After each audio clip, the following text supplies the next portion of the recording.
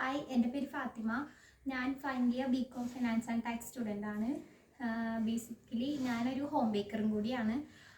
ഒരുപാട് നാളൊന്നായിട്ടില്ല, ഞാനിപ്പോൾ ഓൾമോസ്റ്റ് ഒരു 2 years ആയിട്ട് ഞാനിപ്പോൾ ഈ ഒരു ഫീൽഡിൽ സെയിൽസും കാര്യങ്ങളൊക്കെ നടത്തുന്നുണ്ട്.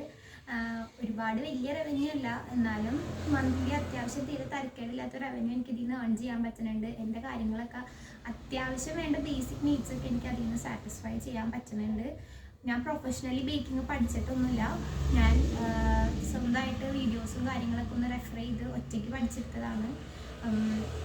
യൂട്യൂബും കാര്യങ്ങളൊക്കെയാണ് റെഫർ ചെയ്യാറ് പൊതുവെ. പിന്നെ പിക്ചേഴ്സും മോഡൽസും കാര്യങ്ങളൊക്കെ എടുക്കാറുണ്ട്. അപ്പോൾ ഈ ഒരു ഫീൽഡ് വിട്ടാൽ എനിക്ക് താല്പര്യമില്ല.